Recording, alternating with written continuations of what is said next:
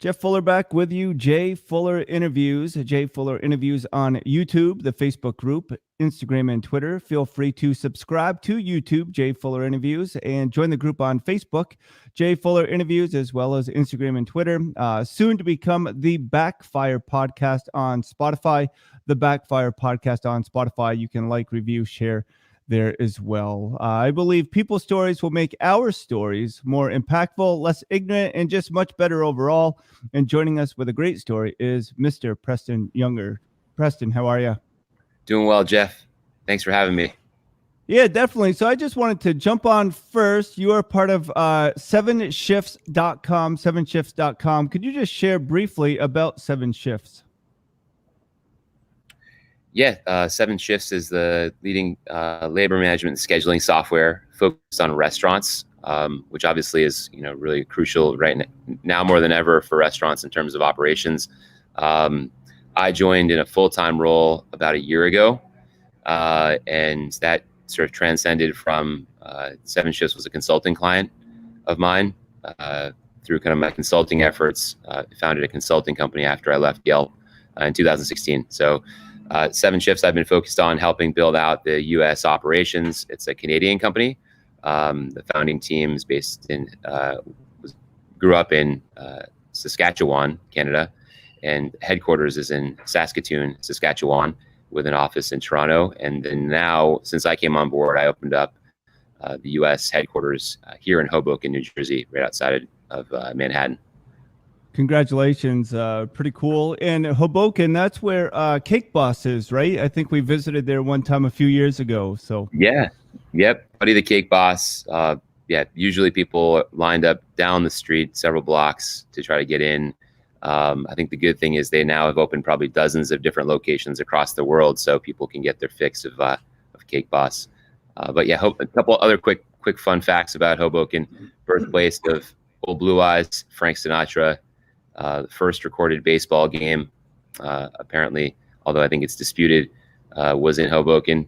And the home of formerly Jet.com, which is now part of Walmart, was founded in Hoboken as well. Hey, Preston, talk to us a little bit. Where did you grow up? I grew up in Shelburne, Vermont.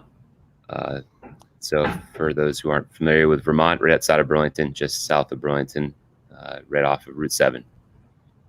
And what did you learn about Vermont that you've utilized now in a career that's taken you all over the world? Is it just like the hometown feel, the just being in the country? What about Vermont is part of your roots? Yeah, it's a great question. Both of my parents are from, born and raised in Newburgh, which is Orange County, just north of Westchester. So, not too far off from the city that I now live in and have lived in, and raised and built a family in for the past, 15 years. But what I learned from Vermont was something I didn't realize at the time, which I think is just, I think the value of open space and the value of taking your time can be a superpower in some cases, especially when you're living in a crazy hustling and bustling city like New York City. It's helped me probably maintain my sanity, thinking back to my roots growing up in Vermont. All that I'd taken advantage of or for granted, I would say, looking at my backyard and seeing Camel's Hump, or, being able to see Lake Champlain and Adirondacks and just like good quality people, which tends to be the general way in which most Vermonters conduct themselves. And so I think that's helped me survive in New York City, I guess, to say the least. Hey, so I found this on your Twitter feed. The best place to find a helping hand is at the end of your own arm. Could you just talk more specifically about that within this COVID-19, this pandemic? And everybody might be looking for a handout when really we have enough resolve in ourselves to get things done. What are your thoughts? Yeah. I think there's this. For me, a big part of my career, in my life, personally and professionally, has been based around, never settling for, having, achieved everything you're going to achieve, or learned everything you're going to achieve, or learned everything you're going to learn, or even, think that you've you've got it or you're at the end, right? I think it's this sort of growth mindset, which we talk about in business a lot, is something that I think transcends into the personal life as well.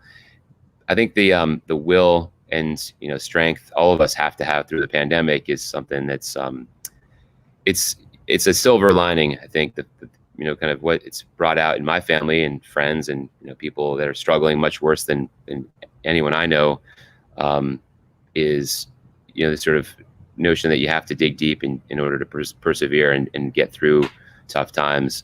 I also work with a lot of founders, so founders on the journey are also tech companies usually are are going through their own soul searching and sort of standing on that quintessential cliff every day, looking down, wondering what exactly am I doing. And that's something that I think everyone's society is going through in some way, shape, or form right now. The pandemic is kind of, we don't really know what's come. People are hopeful that it'll be over soon and that we'll get back to some sort of quote unquote normalcy. The reality is, normalcy is really just enduring what you're faced with on a day-to-day basis. So I think a lot about that. And I have, funny enough, I actually have, someone who helps me with some of my administrative stuff, and kind of going back to when I was, running my consulting company before I joined 7 Shifts full time, who takes a lot of quotes and things that I put into a queue and will post them on my social media. So that's one of the quotes that I had selected, and she posts every day or so. And I do that because I think that gives people inspiration. And sometimes that little bit of inspiration, is good for you, but also good for many other folks. Well, I agree, certainly, and I definitely appreciate the quotes that I see and that you share. I was trying to think back about where we first met, and I believe I was on radio. Well, I was on radio 8-9 years ago, but I think at that time the University of Vermont was doing some push as far as some sports thing, and you commented, and then I saw that you were involved in Yelp, and it's like, wow, I need to get to know this guy. Yeah. But you went to the University of Vermont. Yep. Just talk about being one that grew up in Shelburne. Was that your first choice, or why did you choose UVM? Yeah, it certainly wasn't my first choice. I think, like a lot of Vermonters, overlooked, how great of a university UVM, University of Vermont, is. It was last on my list of about 12 schools, all probably schools everyone's familiar with in the Northeast. I looked at UVM. I sort of begrudgingly went on a campus tour at my mom's recommendation, and when I did actually do an official tour, even though I had grown up in the area, I kind of fell in love with the campus and what I saw after seeing it through the different lens. It wasn't like it was, it wasn't like it was just kind of this big sort of organization that I would drive through kind of throughout my life and maybe go to some games here and there as a kid. It became like, wow, this could be a place where I could live, for the next 4 years. And so I ended up choosing, even though it was probably maybe last on my list, and ended up choosing University of Vermont. I think in terms of quality of education, obviously, being in Vermont, I wasn't quite sure at that time, where my plans were to venture out of Vermont. But having a high quality organization like that, and be able to go get my education for in-state fees, kind of made a bunch of sense. Definitely. And I met my now wife there. So for Vermont, it was her safety school. Dartmouth was her focus, and she ended up going to University of Vermont. She grew up in Long Island, and so I'm glad that I went to University of Vermont to meet her as well. We now have 3 beautiful kids, and things wouldn't have worked out the way they have if I didn't go to Vermont. Yeah, for sure. Hey, so I'm a big sports fan. I really love UVM basketball. I mean, there's other sports there. I remember when they shut down the baseball program as well. What years were you at UVM? What sports drew you in? Was the basketball team any good when you went to UVM? Yeah, I graduated in 2001. So I was kind of right where UVM was starting to chip away at making some headway, getting closer to some of the NCAA action that we all got really fired up, and a lot more people got off the sidelines and started to become fans of UVM basketball. Tony Orsiari was my year. I knew him, had a bunch of classes with him, and I think growing up though, it was more, I mean, I went to basketball games growing up, but it was never anything that was like a highlight. It was just something to do. It wasn't really like it was this big, beast of a sport in terms of, success, but hockey was big. Yeah. Went to a lot of the hockey games during my time. Marty St. Louis, Tim Thomas were playing. Right. So going to those games was pretty cool. But that sports feel, I'm a big sports fan myself. And, growing up, I pretty much played every sport except for, football. Maybe even I did not really hockey, but more skating, just recreationally. But every other sport played in some way, shape, or form. And then did a lot of that sort of intramural stuff at UVM, and got excited by what I saw with fan passion while I was at UVM around the hockey team in particular. Funny, I don't know if I thought we may have connected through this, but in a few years after I graduated, when UVM obviously made it to the NCAA tournament couple years, and then they were, I don't know if you were there, Worcester, they upset Syracuse. I was with my wife and two friends that came down from Burlington, and that experience was amazing, with my phone and text blowing up afterwards, and people had this feeling of sort of community and connection and passion like never before through the sport of basketball at UVM, and through Tom Brennan and Copperrath and Sorrentine and all those guys. And so I literally that night came back. I was living in the West Village of Manhattan. Came back. We drove back from Worcester after the game, and my immediate thought was, how can I take all these phone calls and text messages and turn it into a place where people can convene and share this passion. And so I founded catamountcountry.com. Yeah. Okay. And that became a really great community place for content, interviews. It was actually a place where a lot of coaches and players would go and look for information and updates on what people were saying about, what was going on in basketball or hockey, and got a lot of interviews, got a lot of alums and students involved in kind of helping, bring it to life. It became really special. It was a passion project of mine, but it was something I saw at that moment when UVM upset Syracuse was needed. And I don't want to take full credit for it, but I do know that it pushed the Burlington Free Press and UVM proper in terms of their communications and marketing department to actually get better coverage of and create more community around sports. Because this was like 2005, 2006, 2007, and the notion of Twitter wasn't quite a thing yet. Message boards were.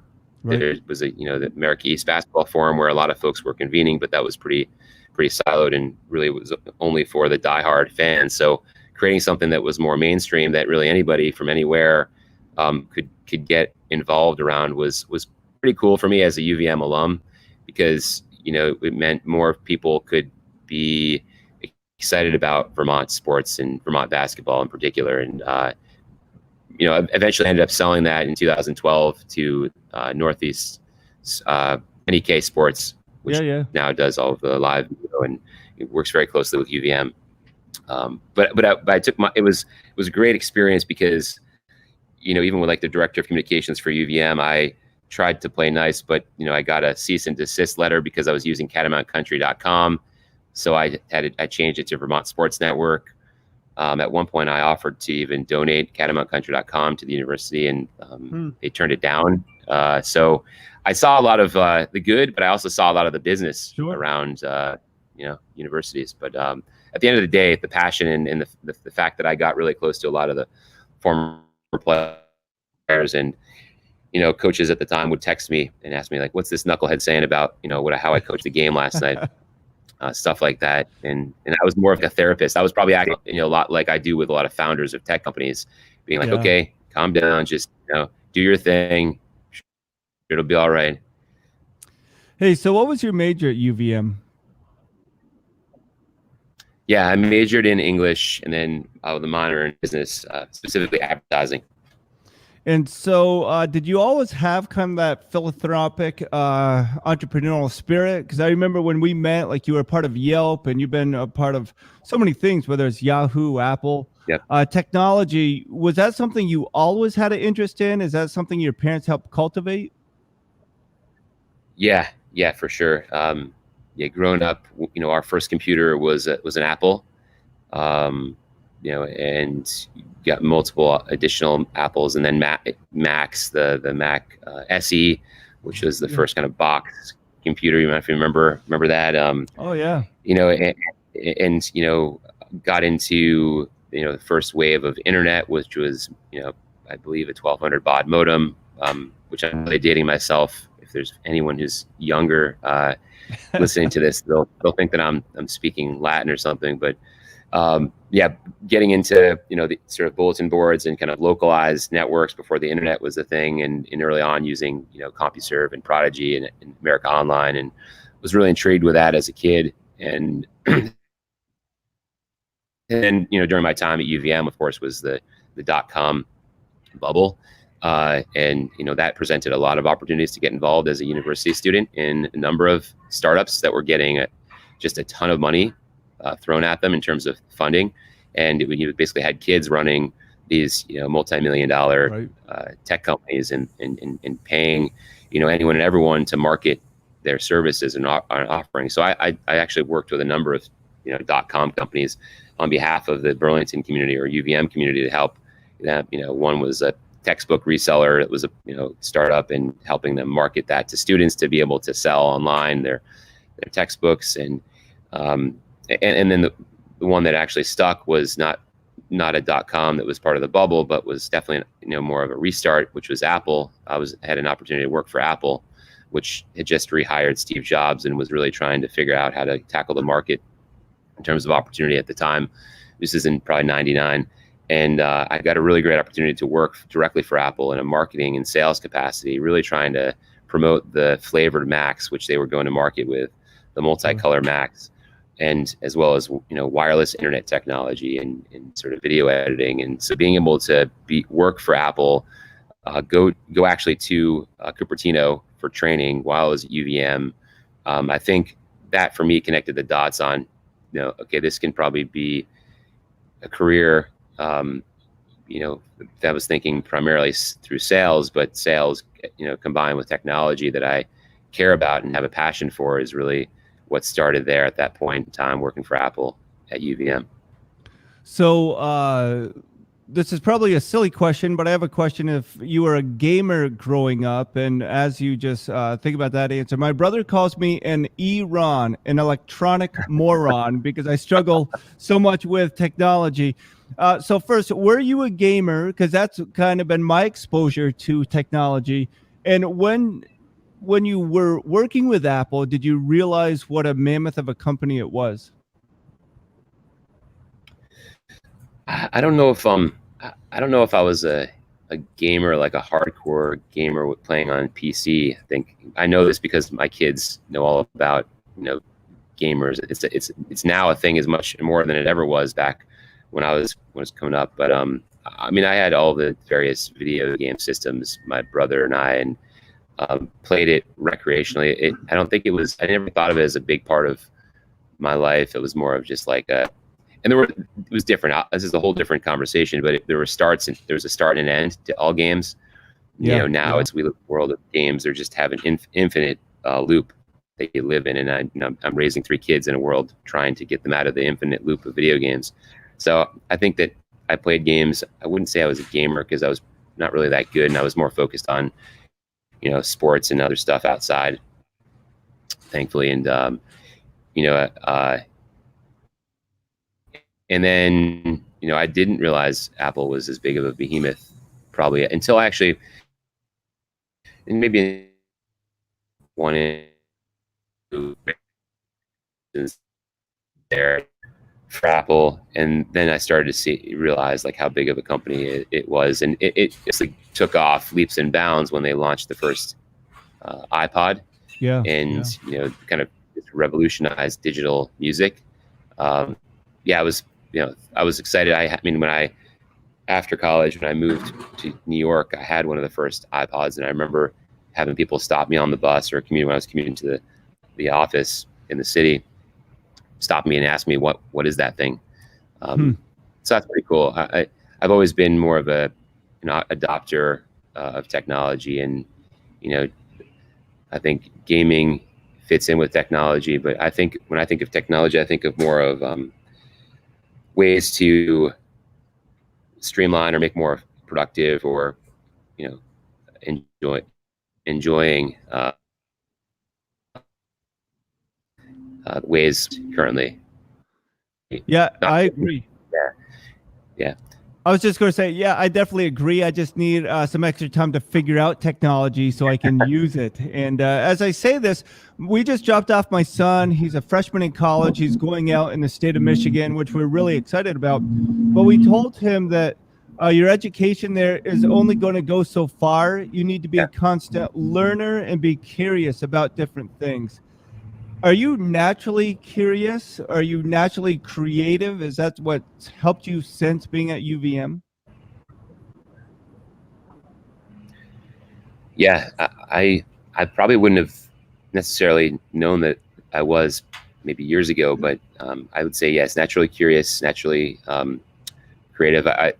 One thing that I went through the exercise of as a member of the leadership team for 7 Shifts is we work with Deloitte across a number of things related to tax and compliance. And one of the things that Deloitte offers to their partner companies is this sort of testing, or not really testing, but I guess like measuring of what type of business leader are you. It's the business chemistry. And, going through that, they have sort of these described different types of leaders or business types that you are.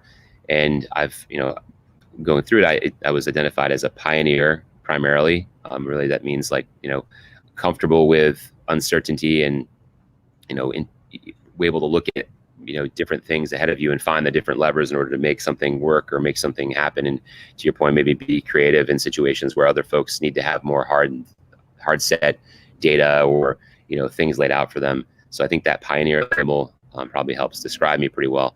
And then secondarily, it was driver. So I do like to, take charge when it makes sense to take charge, not all the time, but also help give that sort of let people know that maybe are a little more regimented, or maybe might be a different type of business chemistry or business type, be okay with the uncertainty. And I think that's probably why I'm not that I'm okay with the pandemic, but I believe that we can do so much now with what we have, and not necessarily worry about when will this over, or not paralyze ourselves by thinking about when is this over.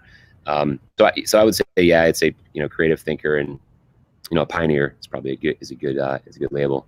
Thanks, Deloitte. Yeah, this quote behind me: worry often gives a small thing a big shadow. I love it. I think that's so true. And at times, I will go after whatever without having all the facts, and I think the facts will reveal themselves when necessary. At times, it's come back to bite me. But for you, how important is it that you're cautious, but you don't worry about certain things? Yeah, I think, I've seen worry and anxiety really eat up a person and paralyze, friends and family. And, not that I don't ever worry about anything. And I think it's a very human thing, but there is to a point where you kind of have to not worry, and you have to be able to just do within your ability or within your realm or opportunity what you can. And I think that's where so many people are held back. When you worry about the things that you're facing, or you worry about the outcomes, that's even the worst part, right? You worry about the outcome of this thing you haven't done yet, and that prevents you from even trying, right? There's so many examples that could be illustrated around that, but I just think for me specifically with, we'll apply it to athletes for sure, for tech founders and leaders in high growth companies that I've worked with for sure. Even with kids, in raising my kids, I think it's one thing to say these things, trying to teach them, show them, with all that's going on in the world, don't necessarily worry about it or use these things that are outside of your control as a way to block you, or something that's going to block you from those things you want to pursue. It's an easy thing to say for me and get the concept, but it's a lot harder to try to, get people to buy in and believe it and then see it in themselves. Yeah, so true. And I know Preston Junger will get you out pretty soon, but based on reading your bio and looking at your Instagram pictures, it looks as though you've reached the pinnacle of success. It seems as though you have a great family, that things are going well for you. What advice would you give a 18-year-old now during this pandemic of what you've been through up to this point?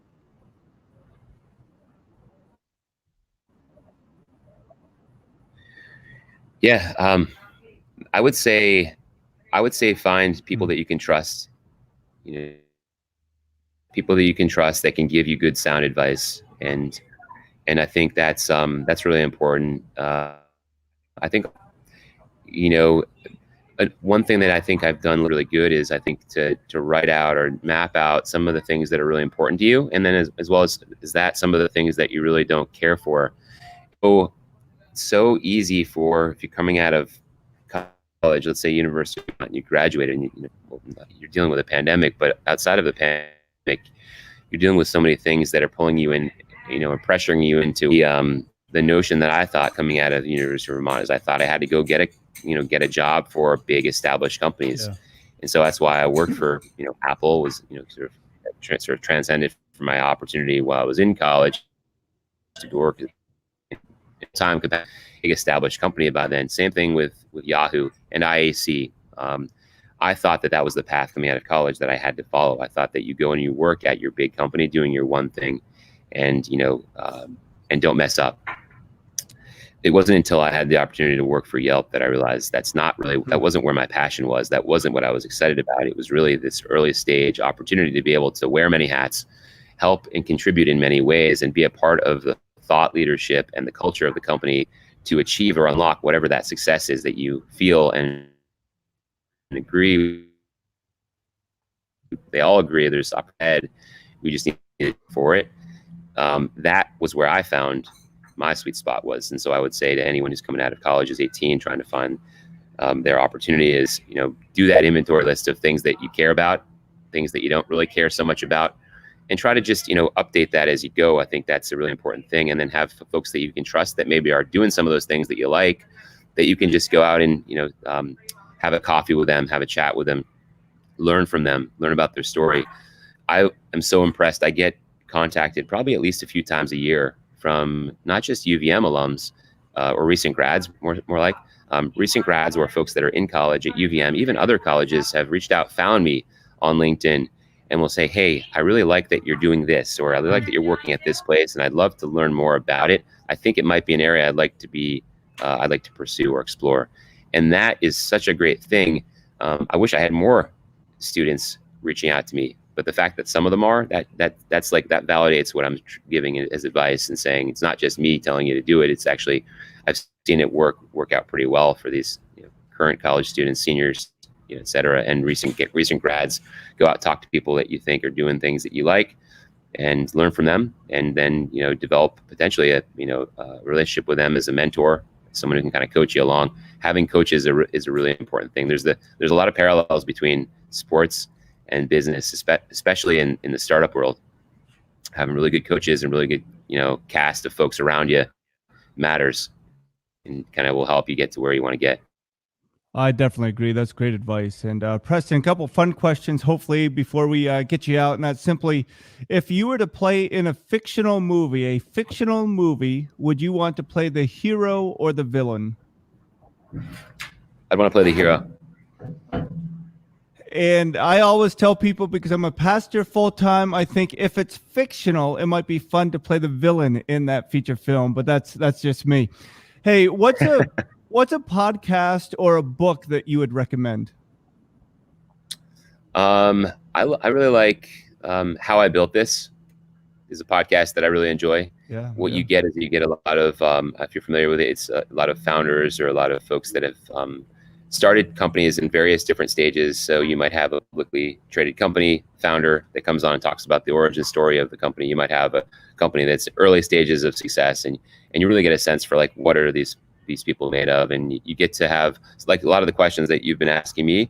You get to learn about some of these companies that we all use every day, maybe on our phones or computers, or so I like that one a lot. I listen to another one too, which is I guess like This Week in Startups, a lot of like updates and news type podcasts around startups and growth. There's a couple, I've been checking out some in the past year, some micro mobility podcasts. I can't think of the names off the top of my head, but micro mobility and sort of alternative transport and sort of more of the sustainable cities and communities, technology solving for those problems is something I'm really interested in right now. So, and then in general, tied into the hospitality space and 7 Shifts, there's a number of different podcasts around restaurant technology. Sure.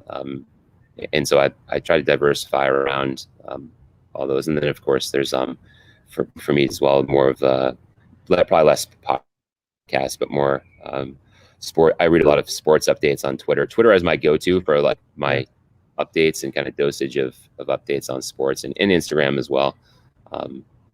Trying to keep well-rounded in my content consumption. Yeah, me too. It's difficult sometimes, but it's so important. The last question is a 2-part question, and I stole the first part from Hernando Planos. He's a basketball coach and a great guy. But that's if or when the feature film is made about your life, who do you want to play you in that feature film? That's a good question.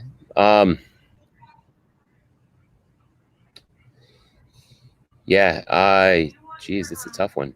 So I always say The Rock, not that I look anything like Dwayne Johnson, but I think that would be a great alter ego if he played me in a feature film. Yeah. You know what? I would say Matt Damon. I would say Matt Damon. I like the balance of he's an intelligent, sort of academic minded and philanthropic minded actor, but also individual. I think he cares a lot about a lot of the things he does and works on. I don't think I look anything like Matt Damon either, but I guess when asked on the spot, I would say Matt Damon. Maybe I'll regret that later, but for now, that's the answer. Well, and then the second part to that question that gets me in trouble, it's who plays the love interest across from Matt Damon in that feature film about your life? I say Halle Berry. My wife just shakes her head at this point, but that's what I'd go with. Dwayne "The Rock" Johnson and Halle Berry in a movie about my life. But Matt Damon, and who's his love interest in that movie? I would probably have to say Reese Witherspoon. There you go.